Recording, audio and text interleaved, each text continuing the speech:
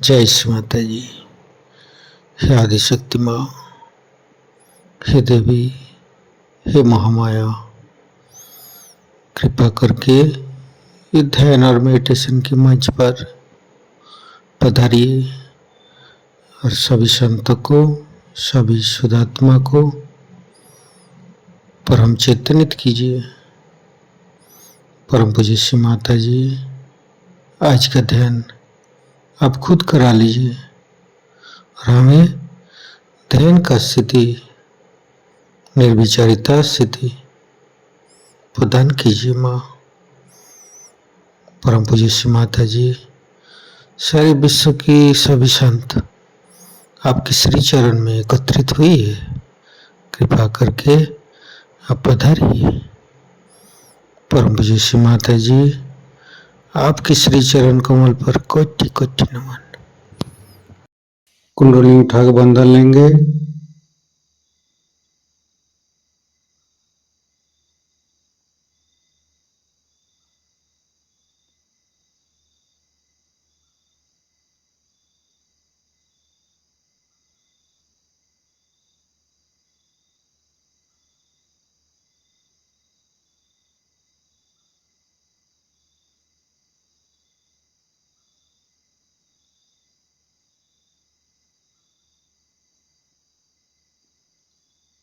तीनों महामंत्र।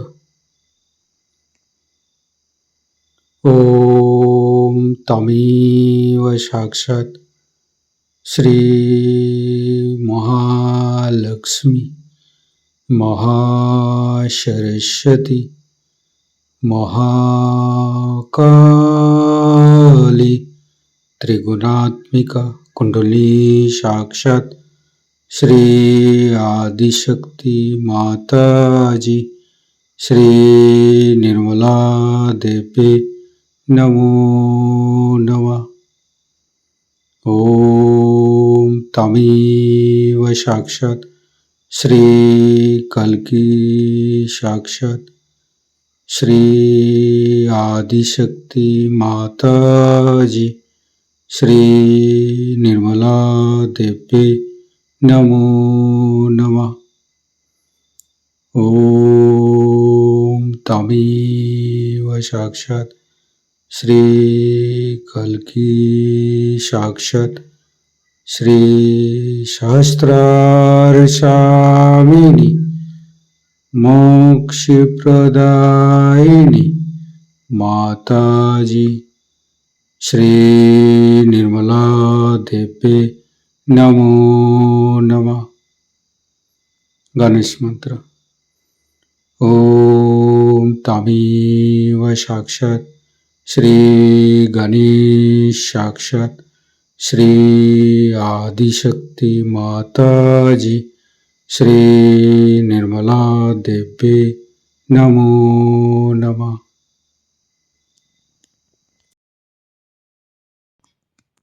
दोनों हाथ खुला हुआ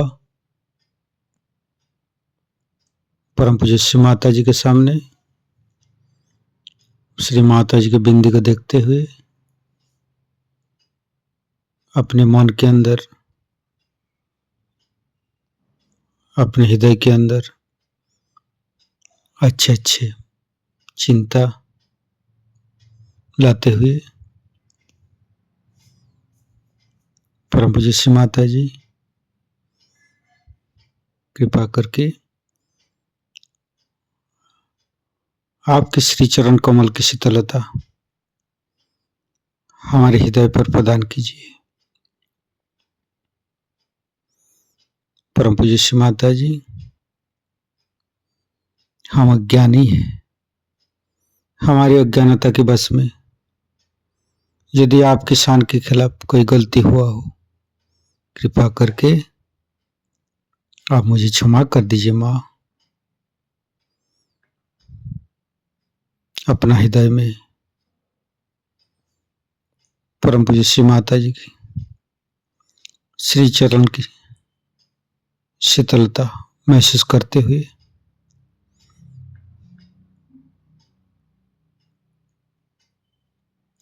धीरे धीरे चित्त को मूलाधार चक्र पर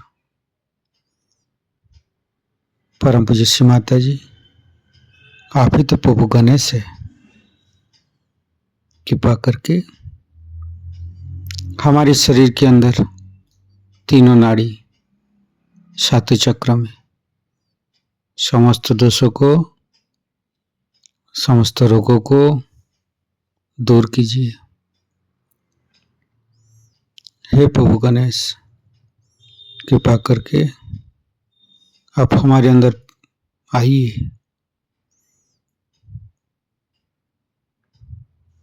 हे आदिशक्ति माँ, हम कभी अतीत में चला जाते हैं, कभी भविष्य में चला जाते हैं। कृपा करके अतीत और भविष्य को छोड़ के हमें वर्तमान में स्थापित कीजिए।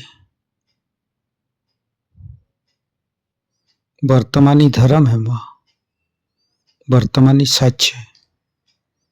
कृपा करके हमें वर्तमान में स्थापित कर दीजिए। हम सारे समय, सारे पल, सारे दिन परम चैतन्य माँ के साथ चलते रहते हैं।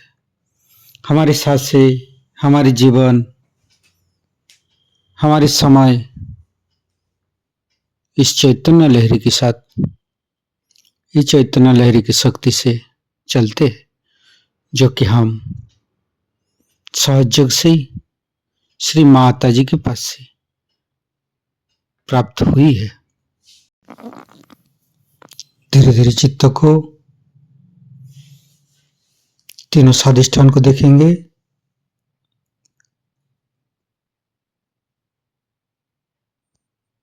तीनों नाभि,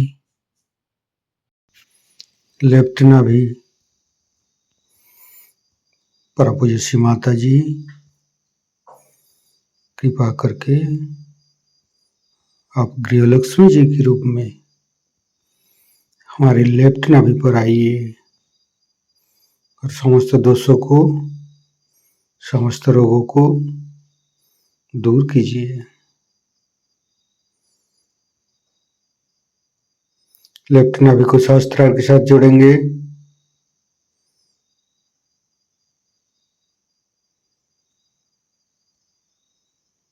फिर चित्त को राइट नाभि, परम पूज्य श्री माता जी, कृपा करके आप हमारी राइट नाभि पर श्री राज लक्ष्मी जी के रूप में पधारिए। समस्त दोषों को, समस्त रोगों को दूर कीजिए।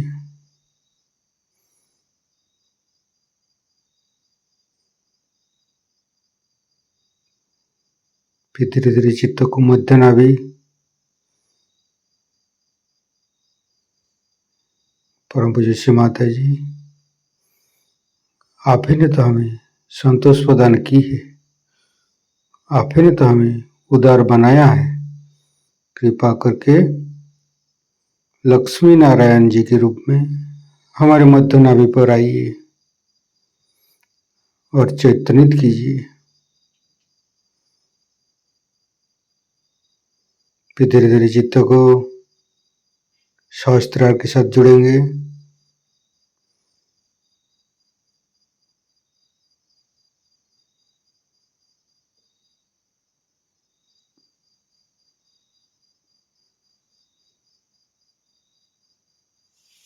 फिर तीनों हृदय, लेफ्ट हृदय, परम पूज्य श्री माता जी, आपकी परम कृपा में तो हम शुद्ध आत्मा है।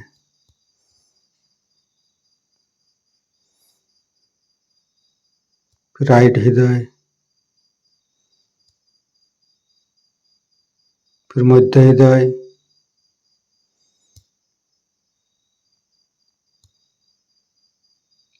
विशुद्धि, राइट विशुद्धि,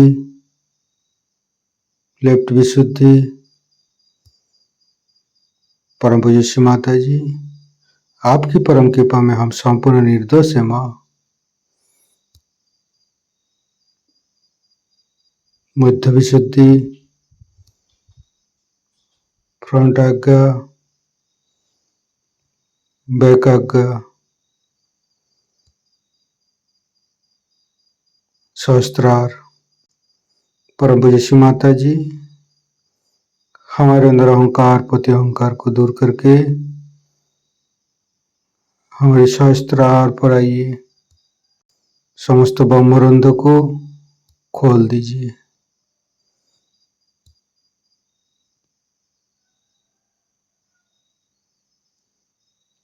परम पूज्य श्री माता जी, हमें निर्विचारिता स्थिति, ध्यान का सिद्ध दीजिए।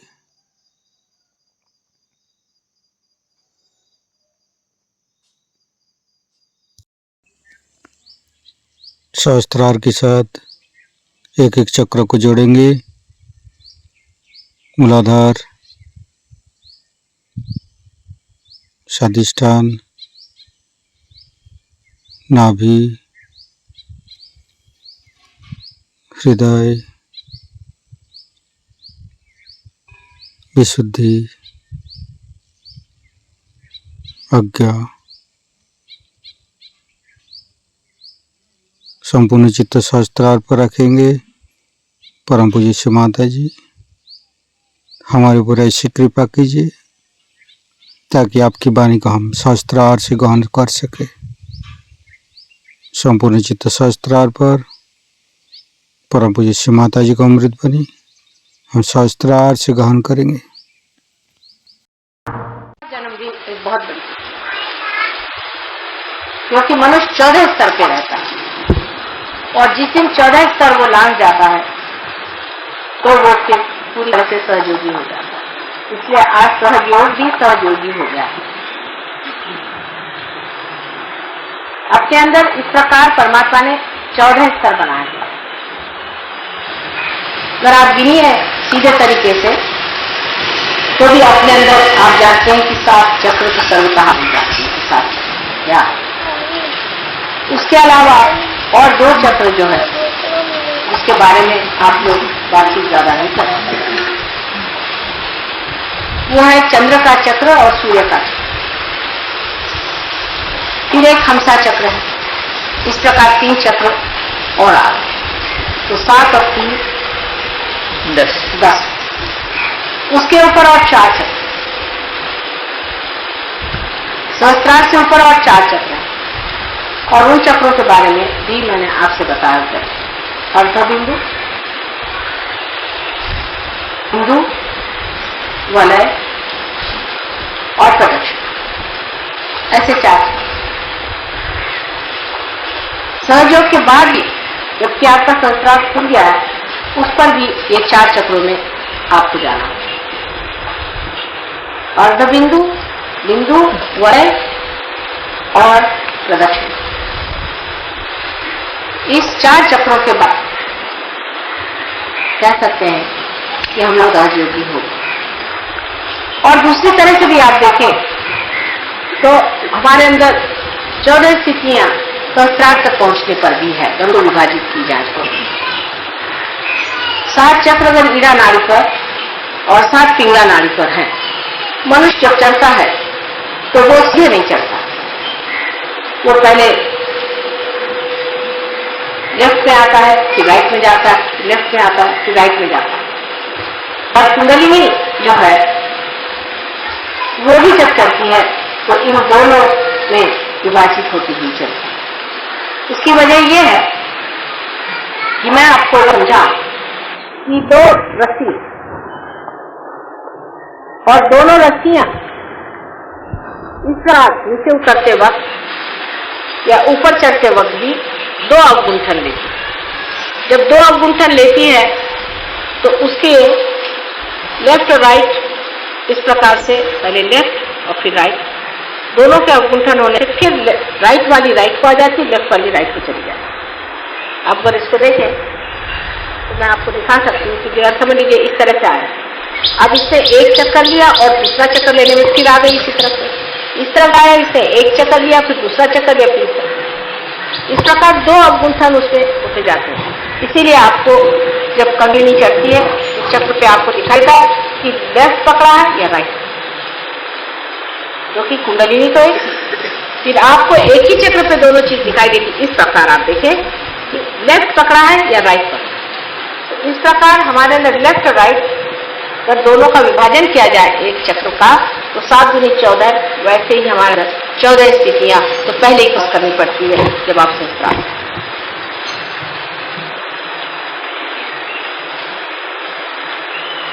और अगर इसको आप समझ लें कि 7 ये और ऊपर के 7,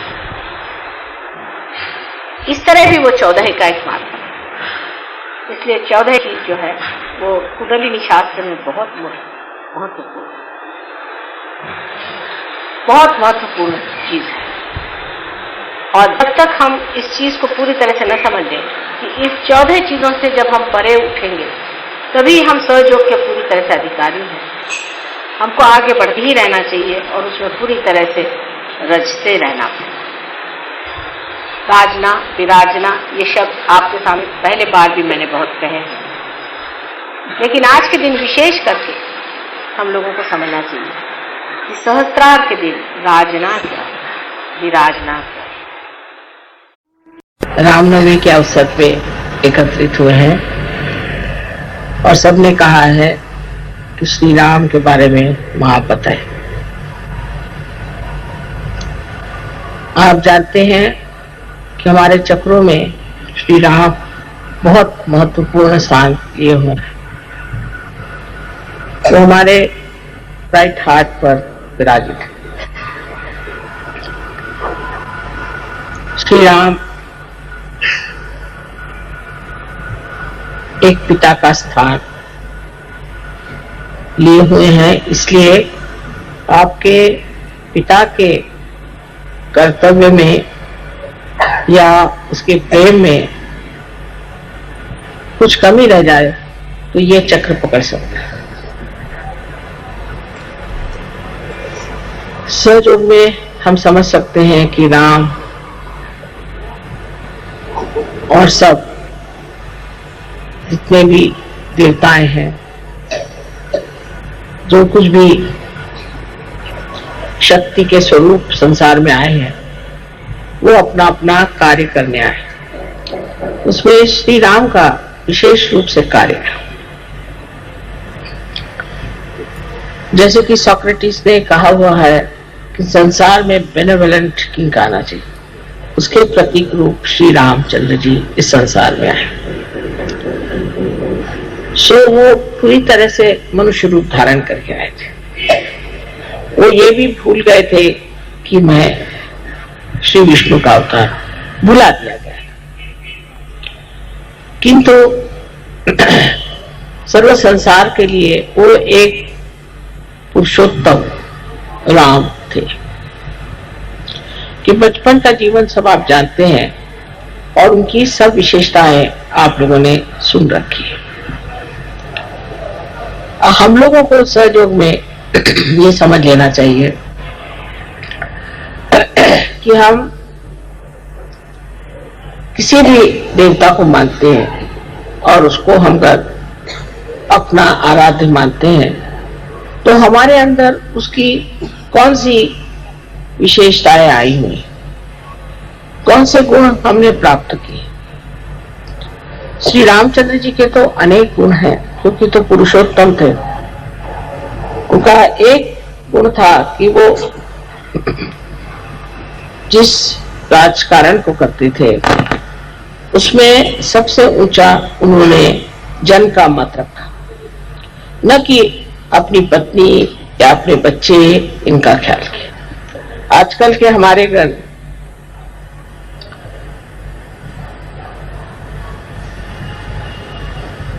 राजकीय लोग, पॉलिटिशियंस इस चीज को समझ लें तो उनसे स्वार्थ ही निकल जाए, वो निस्वार्थ हो जाए, धर्मपरायण हो जाए।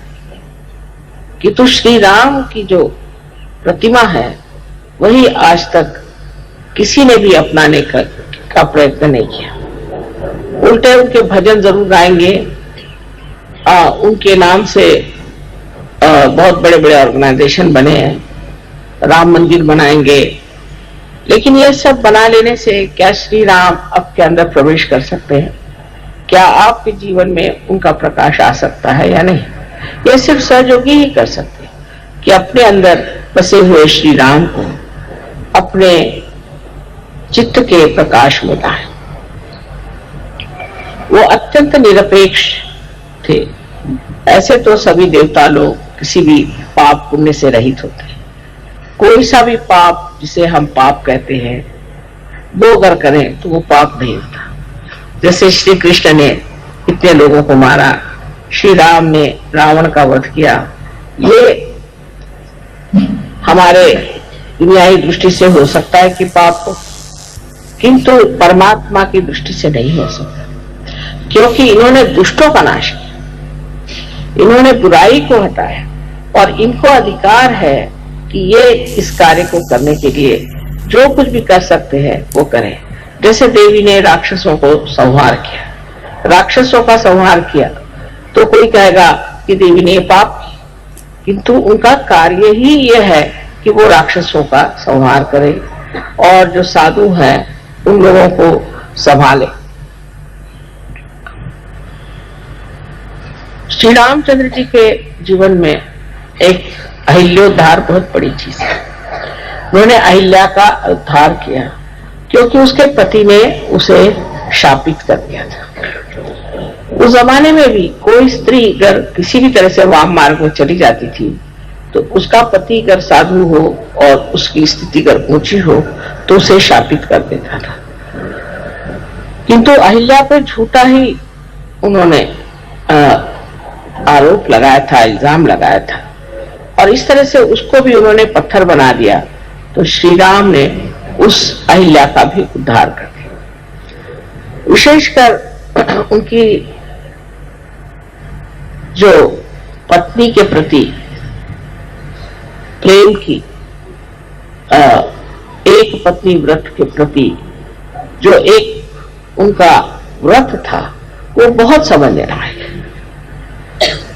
हालांकि वो जानते थे कि सीता जी महालक्ष्मी स्वरूपा है, वो स्वयं देवी है, किंतु मनुष्य के रूप उन्होंने अपनी पत्नी के सिवाय किसी और स्त्री की तरफ आंख उठा करके भी नहीं देखा। जब हम राम की बात करते हैं तो हमारे अंदर जो पतित्व है वो भी हमारा स्वच्छ होना चाहिए। अगर कोई स्त्री श्री राम के बारे में सोचती है तो उसको भी अपने पति के प्रति वैसी ही श्रद्धा होनी चाहिए जैसे सीता जी को अपने पति के प्रति थी, और उसी प्रकार पति को भी श्री राम जैसे एक पत्नी व्रत होना चाहिए। सहयोग में बात कठिन नहीं, स्त्री का मान रखना चाहिए, अपने पत्नी को मान से रखना चाहिए। और हालांकि रावण उनको उठा ले गए थे तो भी श्री राम ने ये कर्तव्य समझा कि सीता जी को वहां से छुड़ा कर लाए और लोकनंदा के लिए जनमत को रखना, कितना उनमें संतुलन था। उसी सीता को जिसके लिए इतने वर्ष मेहनत करके उसको छुड़ा कर लाए थे उन्होंने त्याग दिया। अर्थात सीता जी स्वयं साक्षात देवी थी तो उनका त्यागने का तो कोई विशेष परिणाम नहीं होने वाला था और उन्होंने उन्हें त्याग दिया। कारण लोग ऐसी बातें करते हैं जो जन हित के खिलाफ, क्योंकि उनका आदर्श इसी तरह से ऐसा न बन जाए कि जिससे लोग अपने यहाँ इस तरह की औरतों को पल पाए इन पर की लोग शक करते। हालांकि वो निष्कलंका थी और देवी स्वरूप का स्वच्छ निर्मल थी। उनको त्यागने पर भी फिर सीता जी ने भी उनका एक तरह से त्याग कर दिया। उन्होंने स्त्री जैसे रामचंद्र जी का त्याग किया और श्री राम ने एक पुरुष के जैसे उनका त्याग। सीता जी स्वयं ही पृथ्वी में समा गई और फिर अंत में श्री राम जी ने भी सरयू नदी में अपना देह त्याग किया। इस प्रकार इनका जीवन अत्यंत घटनात्मक और बड़ा चमत्कारपूर्ण है। सारे जीवन में देखिए तो सीता और राम का आपस का व्यवहार और उनका एक दूसरे के प्रति श्रद्धामय रहना। हालांकि उन्होंने सीता जी का त्याग किया था पर सीता जी ने सोचा कि ये उनका परम कर्तव्य है और उन्होंने कभी उनकी बुराई नहीं, उनके बारे में कभी बुरा नहीं कहा और बड़ी सुगमता से अपने बच्चों को चलाया, उनको पनपाया, उनको बढ़ावा दिया। इस श्री राम के जो दो बच्चे हुए जिनको हम लव और कुश कहते हैं, वो भी एक भक्त स्वरूप कहना चाहिए कि जो संसार में आए उनको हम शिष्य की तरह से देख सकते हैं। ये शिष्य के द्योतक है और हमारे भी शिष्यत्व की एक शक्ति है जिससे हम किसी के शिष्य हो सकते हैं। शिष्य स्वरूप इन लोगों ने बहुत छोटी उम्र में धनुर्विद्या सीख ली थी और इस छोटेपन में ही उन्होंने रामायण आदि और संगीत पर बहुत ही कुछ प्रावीण्य पाया था। इसका मतलब यह है कि शिष्य को पूरी तरह से अपने गुरु को समर्पित होना चाहिए। यह शिष्य का जो स्वरूप है यह हमारे अंदर भी सबके स्थित है और माँ जो कि शक्ति थी उसके प्रति वो पूरी तरह से समर्पित है। उस वक्त श्री राम से भी लड़ने के लिए वो तैयार हो गए क्योंकि अपने माँ के लिए। तो माँ को उन्होंने दुनिया में सबसे ऊंची चीज समझी और उस माँ ने भी अपने बच्चों को पालना, उनका संवर्धन करना, उनको धर्म में खड़ा करना और उनकी पूरी प्रगति करना एकमेव कर्तव्य किया। नहीं तो अपने आजकल की औरतें रात दिन रोते ही रहेंगे, मेरे पति ने छोड़ दिया, पति ने छोड़ दिया, और जब पति मिलेगा तो उससे लड़ती रहेंगे हर समय, और जब पति ने छोड़ दिया तो रोती रहेंगी। छोड़ दिया तो कोई बात नहीं, मेरे बच्चे हैं, इनको मुझे संभालना है। कि आत्मा क्या चीज है, वो किस प्रकार सच्चिदानंद होता है और किस प्रकार आत्मा की अनुभूति के बाद ही मनुष्य इन तीनों चीजों को प्राप्त होता है। आत्म साक्षात्कार के बगैर आप सत्य को नहीं जान सकते।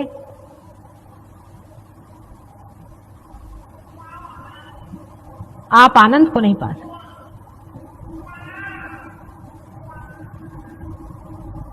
आत्मा की अनुभूति होना बहुत जरूरी है।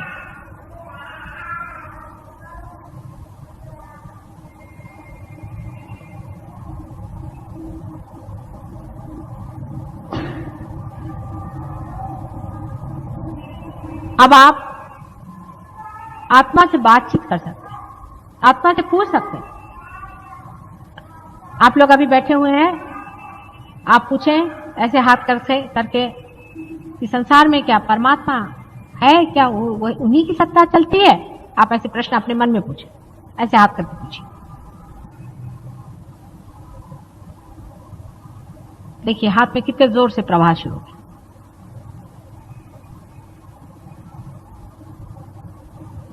कोई सा भी सत्य आप जान नहीं सकते जब तक आपने अपनी आत्मा की अनुभूति नहीं ली, माने जब तक आपका उससे संबंध नहीं हुआ। आत्मा से संबंध होना सहयोग से बहुत आसानी से घटित होता है।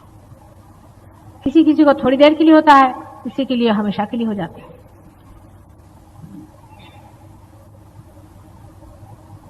आत्मा से संबंध होने के बाद हमको उससे तादात्म्य पाना होता है।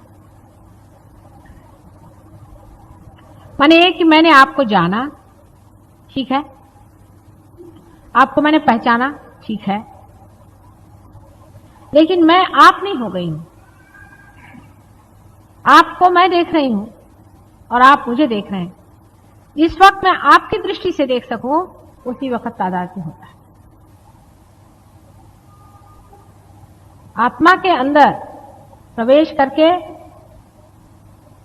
वहां से आप जब सब संसार पर दृष्टि डालते हैं तब कहना चाहिए कि आत्म साक्षात्कार पूर्णतया संपन्न हो। कुंडलिनी का जागरण, उत्थापन तथा भेदन सब कुछ हो गया जो लोग पा रहे हो। सहस्त्रार टूट गया। आप चक्रों के द्वारा अपनी स्थिति और दूसरों की स्थिति को भी बहुत अच्छी तरह से पहचान लेते हैं, उसकी जानकारी होने लगी। लेकिन अभी आप आत्मा से तदाकार नहीं हो, तदाकार नहीं। आत्मा से तदाकार होने के लिए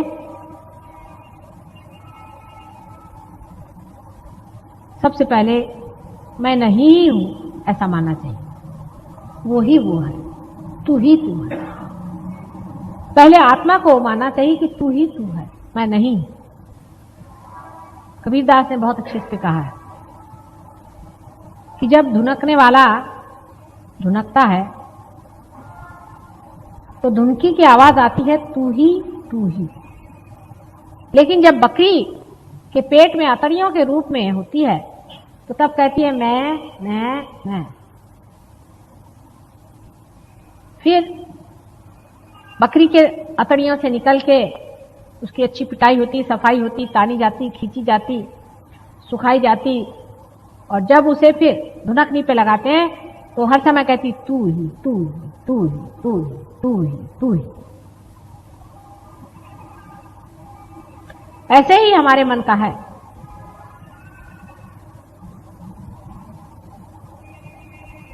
मन को खूब अच्छे से देखना चाहिए। देखो तो भला ये मन ये कैसा है, कहां भटकाते रहता है हमको, कहां भटकाते रहा व्यर्थ की चीजों में। हमारा चित्त कहां जाता है, कभी इसको देखते हैं, कभी उसको देखते हैं, कभी इस चीज को देखते हैं, कभी उस चीज को देखते हैं। हर समय हमारा मन किसी न किसी भावना या वासना से भरा रहता था। अब उसमें प्रकाश हो गया, हम देखते हैं इसमें वासना है, भावना है, लेकिन तो भी हम इस गंदी चीज को अपने साथ लिए चले जा रहे हैं। इसको धुनकना है, मारना पीटा नहीं है, धुनकना है। तो उसके और देखें, उसके प्रकाश को प्रज्वलित करें कि हे मन देखो, तुम तो परमेश्वर का मंदिर हो ना। परमेश्वर के मंदिर में ऐसी गंदी भावना क्यों आनी चाहिए? इसको तुम बाहर ही रखो, बहुत हो चुका। पहले कभी लोग ऐसे लिखते थे कि मन समझ समझ पग धरी। हे मन, दुनिया भर की चीजों के लिए तुम दौड़ते हो, तुम परमात्मा के लिए कब दौड़ोगे? परमात्मा को अपने अंदर कब बचाओगे? तुम्हें ये चिंता रहती है कि मेरे बेटे का क्या होगा, मेरे माँ का क्या होगा, मेरे बाप का क्या होगा। अरे मन, ये तेरे कौन रह चुके? ये कोई तेरे हुए हैं? ये बंद धलक, ये कोई तेरे अपने हैं? उनके लिए क्यों तू हर बार इस तरह से परेशान होते रह? अपने मन से बात करें। धीरे धीरे इस तरह से मन की सफाई होते होते आत्मा का प्रकाश उसमें प्लावित होने लगेगा। उस प्रकाश से आप में आनंद की लहरियां बहने शुरू हो। धीरे धीरे आप में जड़त्व लाने वाली जितनी भी चीजें हैं धीरे धीरे घटती जाएंगी और आप अपने आत्मा में ही लीन होते जाएंगे। इस वक्त आप कहेंगे कि मैं ही हूं और कुछ नहीं। यही भावना रह जाती कि मैं हूं।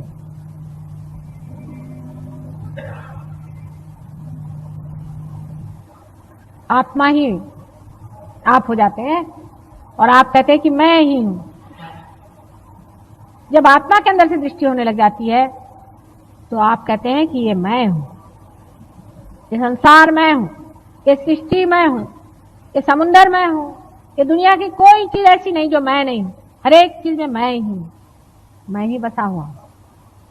हर चीज में मेरा ही वास, मेरे से ही सारी सृष्टि स्पंदित है। मेरे बगैर सृष्टि का निर्माण ही नहीं। मैं ही मैं सब कुछ। यह अहंकार नहीं, यह वास्तविक, यह असलियत है। इसे अस्मिता कहते हैं। लेकिन उसको पाने के लिए सबसे पहले हमारा जो झूठा मैं है उसे तोड़ना होगा। झूठा मैं में अनेक चीजें। शुरू से आप देखिए कि मैं हूं हिंदुस्तानी, मैं हूं हिंदू, मैं हूं मुसलमान, मैं हूं जैन, मैं हूं फलाने नाम वाली, मैं हूं फलाने नाम वाला, मेरी ये पोजीशन, मेरा ये पैसा, मेरा ये गरूर, मैं साड़ी हूं, कपड़े हूं, मैं स्वेटर हूं, सूट हूं, सब कुछ हूं, मैं नहीं हूं, बाकी सब मैं होता हूं। इस तरह के अनेक मैं लगता हुआ सारी जिंदगी बिताते रहता हूं। फिर एक क्षण भर बैठ के सोचना चाहिए, क्या इसीलिए मेरा जन्म हुआ था? सारी जिंदगी मैंने क्या किया? कहां गए ये दिन? कहां बिताया मैंने? अपना सारा समय कहां बर्बाद किया मैंने? सहज योग के बाद भी बहुत से लोग अभी भी अपना समय बहुत बर्बाद करते। फिर से समय नहीं आने वाला, इस बात को कोई समझते नहीं है।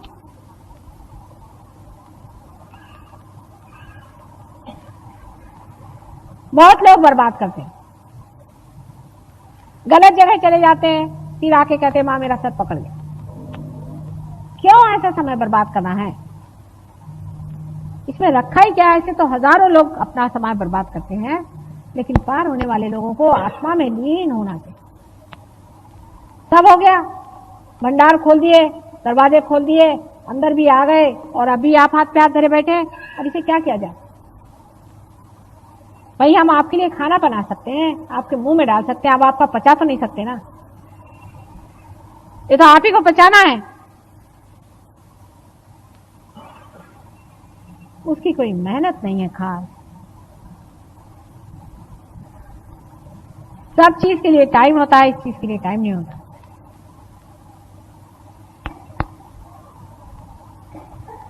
आखिर अपने और चित्त करें कि हमने पाया क्या आज तक? 4 साड़ियां पाली, 2-4 जेवर पा लिए, 8-10 तमगे पा लिए कि फलाने के फलाने थे, ढिकाने के ढिमाके थे।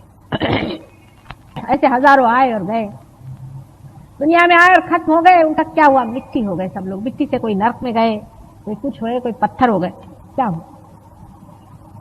अब जो फूल खिले हुए हैं इनको तो फल बनना ही पड़ेगा।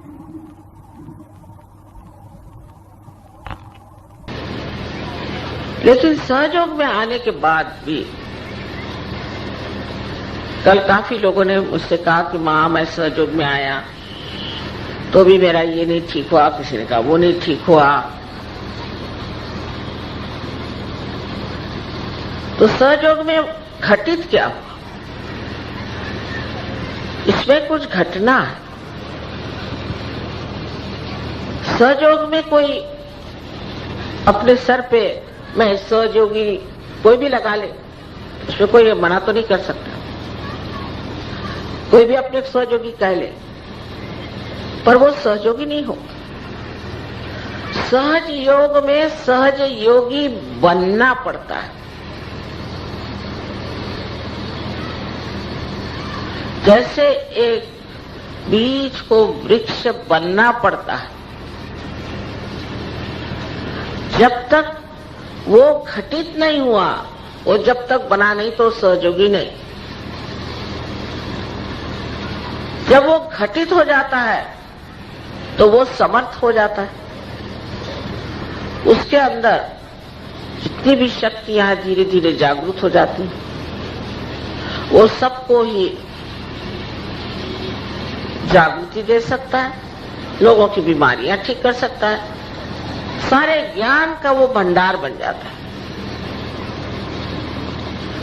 उसकी सारी त्रुटियां खत्म हो करके वो एक परिपक्व इंसान, इसका मस्तिष्क बहुत प्रगल्भ मैच्योर, ऐसा बन जाता है। तो सहयोग में आने के बाद हर बार देखना चाहिए कि हमारा हृदय स्वच्छ हुआ कि नहीं, कि अब भी उसमें आसपास की ईर्ष्या, आसपास का दोष, यही सब घुमड़ रहा है। इस दिल को जब आप साफ करेंगे तभी तो ना परमात्मा का प्रेम इसमें भरेगा। तो ऐसी कुछ अजीब चीज है कि सहयोग में आने के बाद भी हम इसमें प्रयत्नशील नहीं रहते। एक आदमी दूसरे की बुराई देखेगा या किसी न किसी तरह से स्पर्धा में, कंपटीशन में पड़ जाए, और इस स्पर्धाशील स्वभाव के कारण वो दूसरे से हमेशा अलग ही रहेगा। किंतु अगर अच्छाई में स्पर्धा शुरू हो जाए, अच्छाई में, तो सबकी अच्छाई बढ़ जाएगी और सब चीज ठीक हो जाएगी। पर यह भी नहीं हो सकता, कारण अभी तक आत्मा का प्रकाश हमारे अंदर आया नहीं। पर अजीब बात यह है कि आत्मा का प्रकाश पूरी तरह से हमारे चित्त में आया नहीं, हमारे हृदय में पूरी तरह से बसा नहीं। तो सहयोगी होने पर भी डावाडोल मामले चलते हैं। और जब ये डावाडोल मामले चलते हैं, आपसी झगड़े हो जाएंगे, ग्रुपबाजी हो जाएगी, तो हम अपना नुकसान कर रहे हैं, दूसरे का नहीं। जब जरा गर्दन झुकाइए तो आप देखेंगे कि इस हृदय में आत्मा है, पर गर्दन झुकाने की बहुत जरूरत है। अगर आप कहेंगे कि मैं क्यों झुकूं, तो ये आप नहीं बोल रही, ये मैं है अहंकार। इस अहंकार को आपको थोड़ी देर झुकाना पड़ेगा जबरदस्ती। तो झुकता है कि नहीं झुकता है? तब फिर आपको आश्चर्य होगा कि आपका हृदय का कमल खिलने लगेगा और उसका सौरभ, उसका सुगंध सारे संसार में बहना शुरू हो जाएगा। तब फिर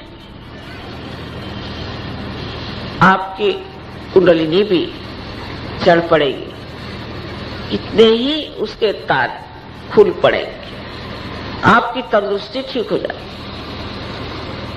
आपकी कमजोरियां खत्म हो जाएगी। किंतु पहले हृदय खोलने की बहुत जरूरत है। ये ठीक है, आप पार हो जाएंगे। आप सहयोग पे लेक्चर दे सकते हैं लंबा लंबा, सब बुद्धि का करिश्मा।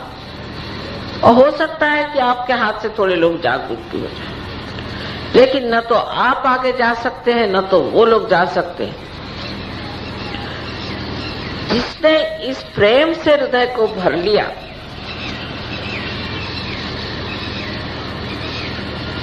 वही असली सहयोगी है।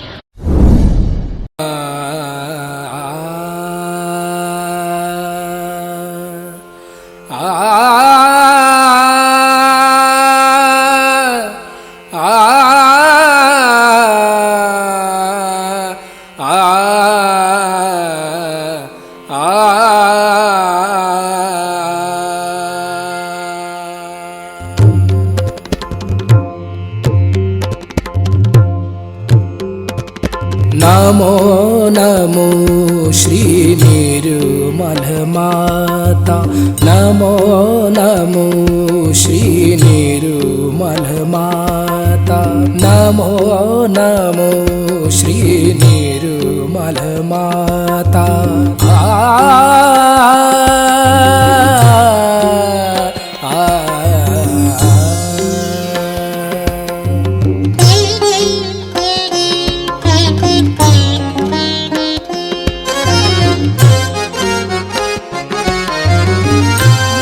मोक्षदायिनी हे परमेश्वरी, मोक्षदायिनी हे परमेश्वरी, मोक्षदायिनी।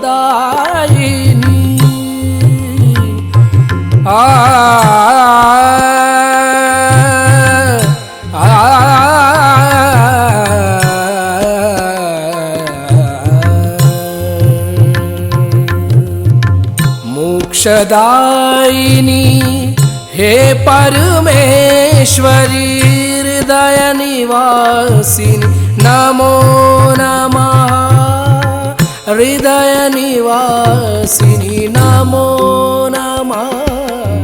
नमो नमो श्री निर्मल माता, नमो नमो।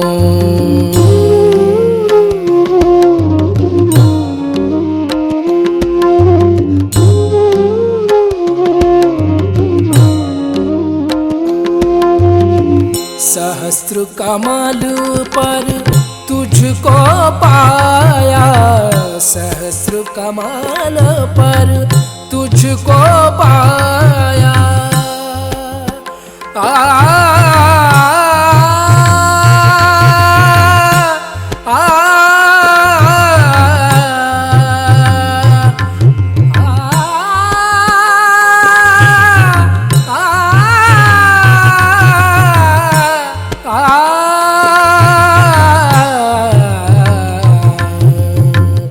सहस्र कमल पर तुझको पाया, सहस्र कमल पर तुझको पाया, सात चक्र पर विजय दिलाया, सात चक्र पर विजय दिलाया, ब्रह्म ज्ञान से हमें मिलाया, ब्रह्म ज्ञान से, ब्रह्म ज्ञान से, ब्रह्म ज्ञान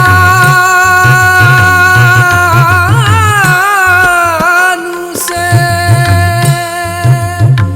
ब्रह्म ज्ञान से, ब्रह्म ज्ञान से हमें मिलाया। नमो नमो श्री निर्मल माता, नमो नमो श्री निर्मल माता, नमो नमो श्री निर्मल माता, नमो नमो श्री निर्मल माता, नमो नमो, नमो नमो, नमो नमो।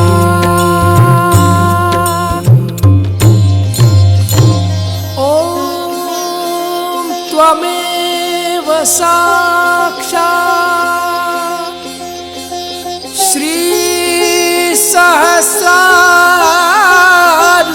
स्वामिनी, मोक्ष प्रदायिनी माताजी,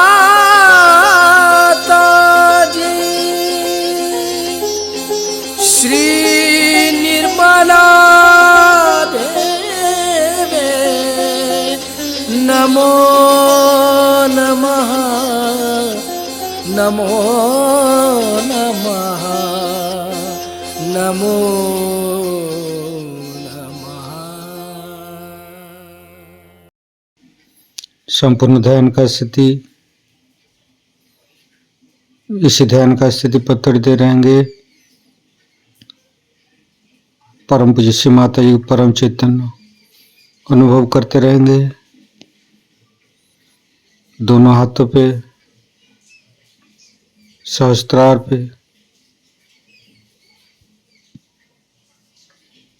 परम पूज्य श्री माता जी आज अपने ध्यान करा के जो परम चैतन्य अनुभव कराया, इसके लिए मैं आपको कोटि कोटि नमन। कुंडली उठा के बंधन लेंगे।